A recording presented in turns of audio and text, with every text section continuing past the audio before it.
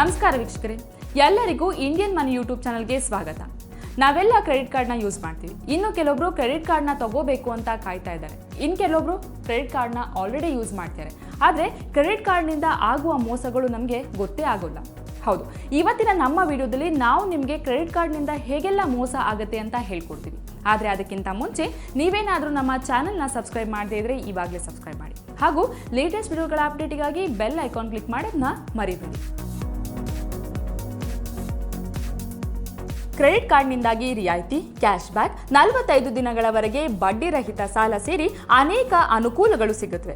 ಆದರೆ ಲೆಕ್ಕಾಚಾರವಿಲ್ಲದೆ credit card ಬಳಸಿದರೆ ಖರ್ಚಿನಲ್ಲಿ ಮಿತಿ ಮೀರಿದ ಹೆಚ್ಚಳವಾಗುವ ಸಾಧ್ಯತೆಯೂ ಇದೆ. ಕ್ರೆಡಿಟ್ ಕಾರ್ಡ್ ಸಾಲ ಮರುಪಾವತಿಯನ್ನು ಕಾಲಮಿತಿಯೊಳಗೆ ಮಾಡಲು ಸಾಧ್ಯವಾಗದಿದ್ದಲ್ಲಿ ಮಿನಿಮಮ್ ಡ್ಯೂ ಅಮೌಂಟ್ ಪಾವತಿಗೆ ಬ್ಯಾಂಕ್ಗಳು ಗ್ರಾಹಕರಿಗೆ ಅನುಮತಿ ನೀಡುತ್ತವೆ. ಆದರೆ ಮಿನಿಮಮ್ ಅಮೌಂಟ್ ಡ್ಯೂ ಪಾವತಿಸಿದನ್ನೇ ಟೋಟಲ್ ಅಮೌಂಟ್ ಡ್ಯೂ ಎಂದು ತಿಳಿದು ಅನೇಕರು ಕ್ರೆಡಿಟ್ ಕಾರ್ಡ್ನ ಸಾಲದ ಶೂಲಕ್ಕೆ ಸಿಲುಕುತ್ತಾರೆ. ಹಾಗಾದರೆ ಏನಿದು total minimum amount due? Total amount due ಎಂದರೆ ಪ್ರತಿ ತಿಂಗಳ ಕ್ರೆಡಿಟ್ ಅವಧಿಯಲ್ಲಿ ಮಾಡಿಕೊಂಡ ಒಟ್ಟು ಸಾಲದ ಬಾಕಿ.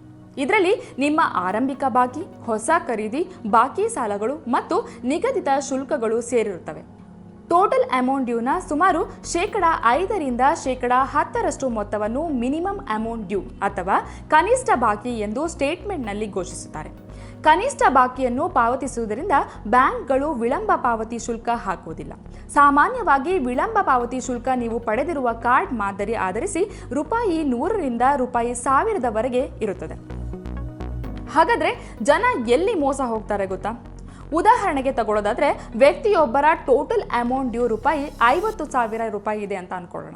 ಈ ಸಂದರ್ಭದಲ್ಲಿ ಮಿನಿಮಮ್ ಅಮೌಂಟ್ ಡ್ಯೂ ₹2,500 ಆಗಿರುತ್ತೆ. ಅಂದರೆ ನಿಗದಿತ ಕಾಲಮಿತಿಯೊಳಗೆ ಸಾಲ ಪಡೆದಿರುವ ವ್ಯಕ್ತಿ ಕನಿಷ್ಠ ₹2,500 ಪಾವತಿಸಲೇಬೇಕು. ಸಂಪೂರ್ಣ ಮೊತ್ತ ₹50,000 ಪಾವತಿಸಿದರೆ ಒಳಿತು. ಆದರೆ ತೀರಾ ಹಣಕಾಸಿನ ತೊಂದರೆ ಇದ್ದಲ್ಲಿ ಅನುಕೂಲವಾಗಲಿ ಎನ್ನುವ ಕಾರಣಕ್ಕೆ ಬ್ಯಾಂಕ್ ಮಿನಿಮಮ್ ಅಮೌಂಟ್ ಡ್ಯೂ ಕಡ್ಡಾಯಗೊಳಿಸಿದೆ. ಬಹುತೇಕರು ಈ ಮಿನಿಮಮ್ ಅಮೌಂಟ್ ಡ್ಯೂ ಕಟ್ಟಿದರೆ ಬಾಕಿ ಸಾಲದ ಮೇಲೆ ಬಡ್ಡಿ ಅನ್ವಯಿಸುವುದಿಲ್ಲ ಎಂದು ಭಾವಿಸುತ್ತಾರೆ. ಅಸಲಿಗೆ ಸಾಲದ ವರ್ತೂಲಕ್ಕೆ ಸಿಲುಕುವುದೇ ಇಲ್ಲಿ. ಮಿನಿಮಮ್ ಡ್ಯೂ ಕಟ್ಟಿದರೂ ಬಾಕಿ ಮೊತ್ತದ ಮೇಲೆ ಬಡ್ಡಿ ಅನ್ವಯಿಸುತ್ತದೆ. ಇದನ್ನು ಸರಿಯಾಗಿ ಅರ್ಥ ಮಾಡಿಕೊಳ್ಳದಿದ್ದರೆ ಸಾಲದ ಶೂಲಕ್ಕೆ ಸಿಲುಕಬೇಕಾಗುತ್ತದೆ.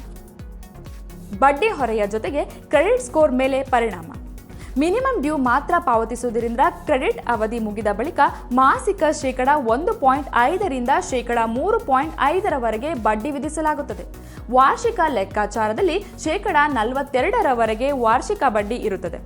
ಮಿನಿಮಮ್ ಡ್ಯೂ ಪಾವತಿಯಿಂದ ಬಡ್ಡಿ ಹೆಚ್ಚಳವಾಗುವ ಜೊತೆಗೆ ನಿಮ್ಮ ಸಾಲ ಬಳಕೆ ಮಿತಿ ಗರಿಷ್ಠ ಮಟ್ಟಕ್ಕೆ ಏರಿಕೆಯಾಗಿ ಕ್ರೆಡಿಟ್ ಸ್ಕೋರ್ ಮೇಲೆ ನಕಾರಾತ್ಮಕ ಪರಿಣಾಮ ಉಂಟಾಗುತ್ತದೆ.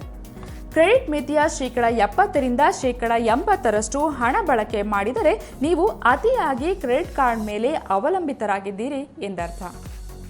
ನೋಡಿದ್ರೆ ವೀಕ್ಷಕರೇ, ಕ್ರೆಡಿಟ್ ಕಾರ್ಡ್ನ ಇಟ್ಕೊಂಡು ನೀವೇನಾದರೂ ಪರ್ಚೇಸ್ ಮಾಡಬೇಕು ಅಂತ ಹೋಗೋಕ್ಕೂ ಮುಂಚೆ ಈ ವಿಷಯಗಳನ್ನು ಗಮನದಲ್ಲಿ ಇಟ್ಟುಕೊಂಡು ಆಮೇಲೆ ಪರ್ಚೇಸ್ ಮಾಡಿ ಅಂತ ಹೇಳ್ತೀವಿ.